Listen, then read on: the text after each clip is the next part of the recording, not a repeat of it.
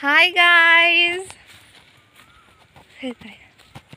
हामीहरू चाहिँ आज मामा घर आएको।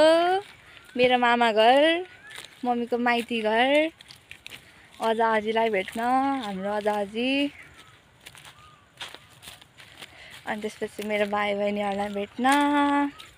बुढाबुढी हुनुहुन्छ नि त, त्यही भएर हामी चाहिँ बुवा मम्मीलाई भेट्न हिँडेको। अनि हिँड्दै गर्दा भिडियो बनाऊँ न त।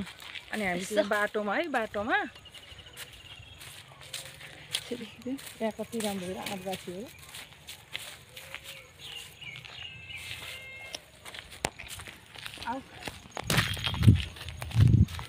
त्यो छ हामी चाहिँ 10 यता जाने बाटोमा चाहिँ आँपहरूको बगैँचा छ के, यस्तो राम्रो छ।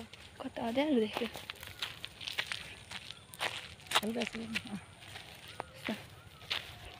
के भन्छ अरे, आँप पनि दाना लाग्नु थालेछ।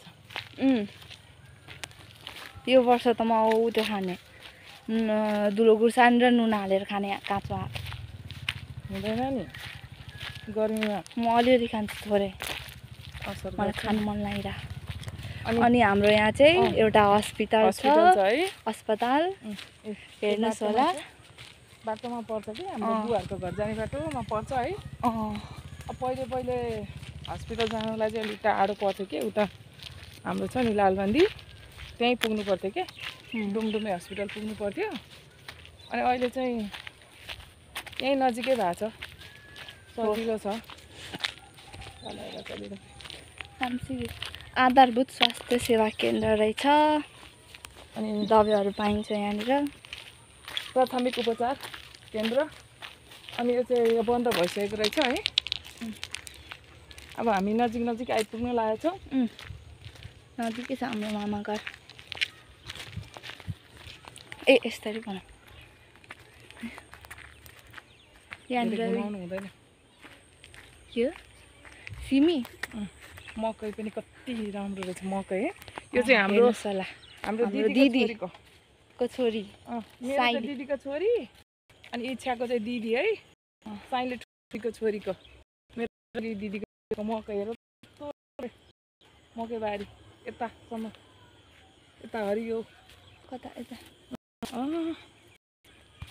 अनि यहाँ फेरि के छ अरे मम्मी, बोडी होइन 10 नम्बर के नगरपालिका वडा कार्यालय पनि छ। हेर्नुहोस् होला यही ल। अनि यहाँ चाहिँ दाइले लगाउनु बोडी। क्यामेरा गरिदिनु पर्यो भनेको त मिल्दैन। दाइ पनि यहीँ रहेछ खेतमै।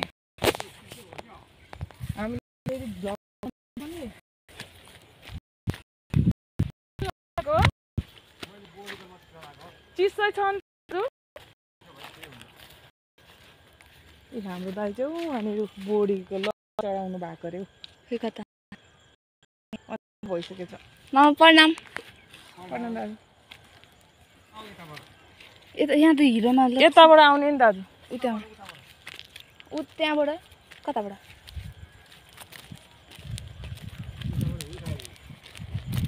बोडी पनि हेर। म त अघि नै टमीलाई ख्यार्ने बेलामा लिन जाने बेलामा पार्वती ठुल मम्मीको बारीमा पनि हिलो भएछ। हिलो भएर कस्तो ब्याक क्यामेरा गर्न मिलिरहेन, तर बोडी राम्रो छ गाइजहरू।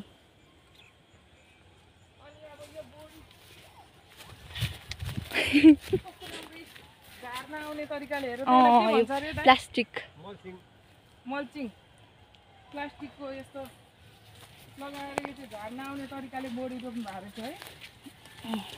कता बोडी हेर्नुहोस् होला।